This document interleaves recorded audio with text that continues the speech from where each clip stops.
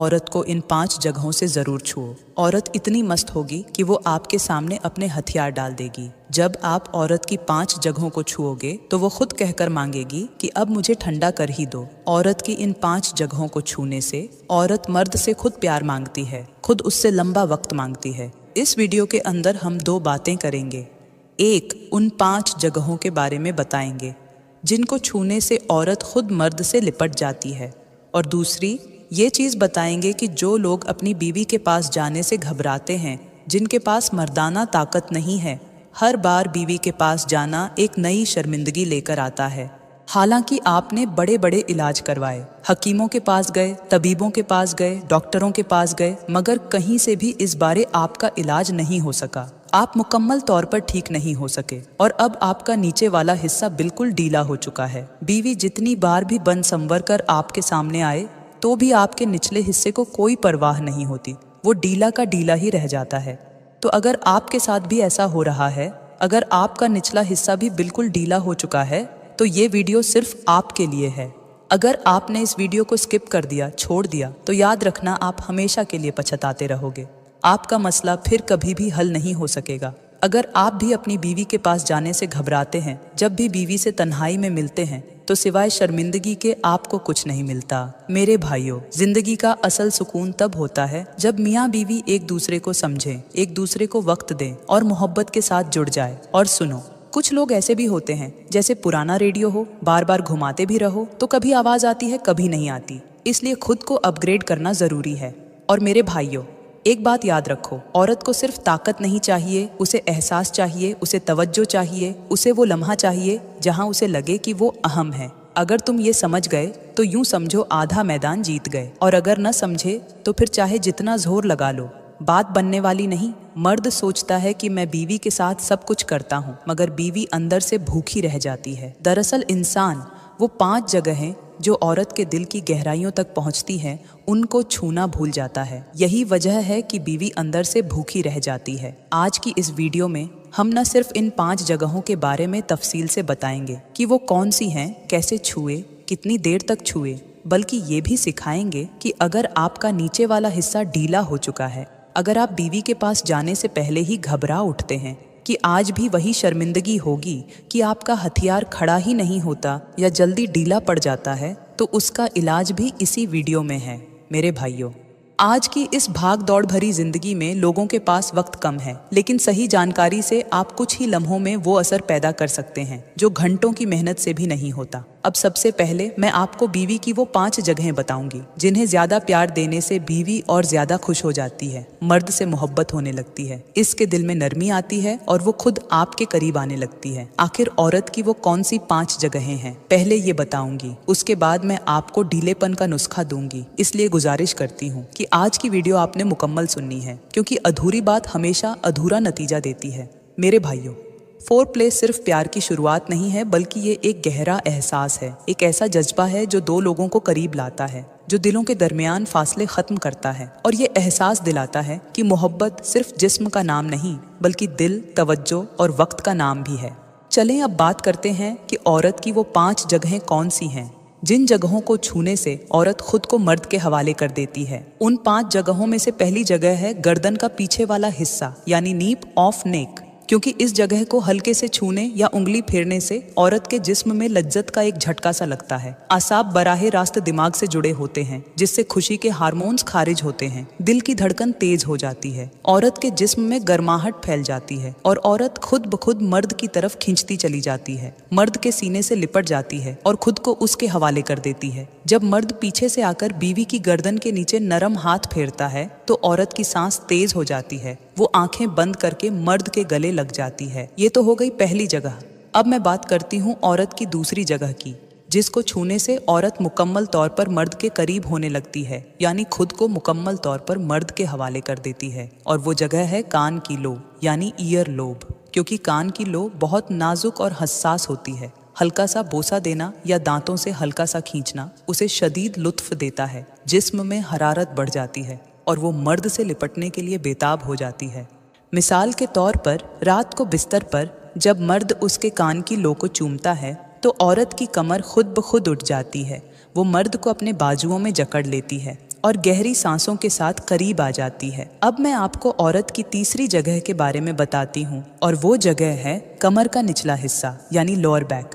क्योंकि यहाँ आसाब जिनसी जज्बात से बराह रास्त जुड़े होते हैं। हाथ फेरने या हल्का दबाव डालने से औरत के जिस्म में लहरें सी दौड़ जाती हैं, वो कमजोर पड़ जाती है और मर्द की तरफ झुककर लिपट जाती है। मिसाल के तौर पर जब मर्द उसकी पीठ पर हाथ फेरते हुए कमर के नीचे मलता है तो औरत की टांगें लरजने लगती हैं। वो खुद मर्द के सीने से चिमट जाती है और आगे बढ़ने का इशारा भी करती है। अब मैं बात करती हूँ औरत की चौथी जगह की, जिसको छूने से वो मर्द को रोकना नहीं चाहती और खुद को मर्द के हवाले कर देती है, और वो जगह है अंदरूनी रानों का ऊपरी हिस्सा यानी इनर थाई। क्योंकि ये जिनसी आजा के बिल्कुल करीब होने की वजह से इंतहाई हसास होती है।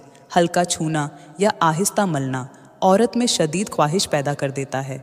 उसकी सांस फूल जाती है और बीवी मर्द को अपने करीब खींच लेती है। जब मर्द औरत की रानों के अंदरूनी हिस्से पर हाथ फेरता है तो औरत की टांगें खुद खुल जाती हैं। औरत मर्द को जकड़कर लिपट जाती है और मजीद करीब होने की इल्तिजा करती है। अब आखिर में पांचवी और सबसे नाजुक जगह की बात करती हूँ, और वो जगह है निपल्स और छाती का गर्द हिस्सा यानी निपल्स और एरियोला। क्योंकि यहाँ बराह रास्त जिनसी एहसास जुड़ा होता है। हल्का छूना चूमना या नरम उंगलियों से घुमाना औरत के जिस्म में तूफान बरपा कर देता है और चीखें निकलती हैं, जिस्म में लहरें उठती हैं और औरत मुकम्मल तौर पर मर्द के हवाले हो जाती है, उसे जकड़ लेती है और शदीद जज्बाती और जिस्मानी तौर पर लिपट जाती है। जब मर्द उसके निपल्स को नरम हाथों से छूता या चूसता है तो औरत की आंखें नम हो जाती हैं। वो मर्द के गले लगकर खुद को बिल्कुल उसके सुपुर्द कर देती है। याद रहे, ये 5 जगहें हर औरत में मुख्तलिफ हो सकती है, मगर आम तौर पर उन्हें नरमी और रजामंदी के साथ छूने से औरत जज्बाती और जिस्मानी तौर पर मर्द के बहुत करीब आ जाती है और खुद को मुकम्मल तौर पर शौहर के हवाले कर देती है। ये तो हो गया वीडियो का पहला हिस्सा। अब हम चलते हैं दूसरे हिस्से की तरफ। मेरे भाइयों, ये वो हिस्सा है जिसे अगर तुमने सही तरह समझ लिया, दिल से अपना लिया, तो याद रखो तुम्हारी ज़िंदगी का नक्शा बदल जाएगा। ये तुम्हें बीवी के काबिल बनाएगा, तुम्हारे ढीलेपन को ताकत में बदल देगा, तुम्हारे अंदर वो हिम्मत पैदा करेगा कि तुम खुद अपने आप पर हैरान रह जाओगे कि ये मैं हूँ या कोई और। ये नुस्खा तुम्हारे अंदर ऐसा जोश पैदा करेगा कि जब तुम बीवी के करीब जाओगे तो तुम्हारे कदमों में डर नहीं होगा बल्कि एतिमाद होगा। ये नुस्खा एक बार तो बीवी की चीखें निकाल देगा। सांसों में घबराहट नहीं होगी बल्कि सुकून होगा। यह नुस्खा तुम्हारे अंदर वो ताकत पैदा करेगा कि तुम बार बार शर्मिंदगी उठाने वाले इंसान से निकलकर वो इंसान बन जाओगे जिस पर उसकी बीवी फख्र करेगी। ये तुम्हारे अंदर वो गर्मी पैदा करेगा कि तुम्हारा जिस्म खुद ब खुद एक्शन में आएगा। तुम्हें खुद को तैयार करने की जरूरत नहीं पड़ेगी बल्कि तुम्हारा वजूद पहले से ही तैयार होगा। और सुनो मेरे भाइयों, ये तुम्हें वो बर्दाश्त देगा कि तुम जल्दी हार मानने वाले नहीं रहोगे बल्कि देर तक कायम रहने वाले बन जाओगे। तुम्हारी कमजोरी तुम्हारी ताकत में बदल जाएगी। ये नुस्खा तुम्हारे अंदर वो तब्दीली लाएगा कि तुम्हारी बीवी तुम्हें देखकर खुद कहेगी कि आज तुम पहले जैसे नहीं रहे, आज तुम में कुछ अलग बात है, आज तुम वाकई मर्द लग रहे हो। जैसे एक तलवार होती है, अगर उसे जंग लग जाए तो वो किसी काम की नहीं रहती, मगर अगर उसे साफ किया जाए, तेज किया जाए तो वही तलवार मैदान में बहुत बड़ा कमाल दिखाती है। मेरे भाइयों, अब मैं बताने चली हूँ वो नुस्खा जिसके अंदर हजारों कमालात हैं। वो नुस्खा जो कमजोर को मजबूत बनाता है, जो ढीलेपन को ताकत में बदल देता है, जो इंसान के अंदर खोया हुआ एतमाद वापस ले आता है। और वो नुस्खा ये है कि आप 3 सादा मगर ताकतवर चीजें ले लें। नंबर 1 सफेद तिल, नंबर 2 शहद, नंबर 3 खजूर। सबसे पहले तिल को हल्का सा भून लें ताकि उसकी तासीर बढ़ जाए। फिर खजूरों के बीज निकालकर फेंक दें और खजूर को अच्छी तरह पीस लें। उसके बाद इन दोनों को खालिस शहद में मिलाकर एक गाढ़ा सा हलवे की शक्ल का लेप तैयार कर लें। अब तरीका सुन लो मेरे भाइयों। रोजाना सुबह निहार मुंह 1 चम्मच जितना ये हलवा मुंह में डाल लो और उसके फौरन बाद 1 गिलास नीम गर्म दूध पी जाओ और रात को सोने से पहले भी यही अमल दोहराओ। मेरे भाइयों, अब इस नुस्खे की मात्रा भी अच्छी तरह समझ लो ताकि फ़ायदा मुकम्मल मिले। सफ़ेद तिल तकरीबन 50 ग्राम ले लें। खजूरें 5 से 7 अदद लेकर उनके बीज निकाल दें और खालिस शहद 2 बड़े चम्मच शामिल करें। सब चीज़ों को अच्छी तरह मिक्स करके एक गाढ़ा सा आमेज़ा बना लें, न बहुत खुश्क हो न ज़्यादा पतला हो। अब रोज़ाना सुबह निहार मुँह 1 बड़ा चम्मच खाएं और रात को सोने से पहले भी 1 चम्मच ले लें। उसके साथ नीम गर्म दूध पी लें ताकि असर और ज़्यादा बढ़ जाए। याद रखें मेरे भाइयों, मात्रा का सही होना भी उतना ही जरूरी है जितना नुस्खा खुद, क्योंकि सही मात्रा ही सही ताकत पैदा करती है। और मेरे भाइयों, इसी मात्रा के मुताबिक अगर तुम इस नुस्खे को बाकायदा बढ़ाते जाओ, यानी तिल, खजूर और शहद का यही तवाजुन बरकरार रखो, तो याद रखो उसकी तासीर और भी मजबूत होती चली जाती है। ये कोई मामूली आमेज़ा नहीं, ये वो नुस्खा है जिसकी मिसाल पुराने वक्तों में दी जाती थी। कहते हैं कि बड़े बड़े बादशाह जब लंबे सफ़र पर निकलते थे, घोड़ों पर सवार होकर मीलों का सफ़र तय करते थे, तो वो अपने घोड़ों को आम चारा नहीं देते थे, बल्कि इस तरह की ताकतवर ग़िज़ाएं खिलाते थे। जब वो घोड़ों को ये खास खुराक देते थे तो वो घोड़े 3-3 दिन मुसलसल दौड़ते रहते थे, न थकते थे न रुकते थे, बल्कि जैसे उनके अंदर कोई अलग ही ताकत भर दी गई हो। और हज़रत हकीम लुकमान ने यही उसूल इंसानों पर भी लागू किया। उन्होंने फरमाया, जब एक जानवर सही खुराक से इतना ताकतवर हो सकता है तो इंसान क्यों नहीं हो सकता।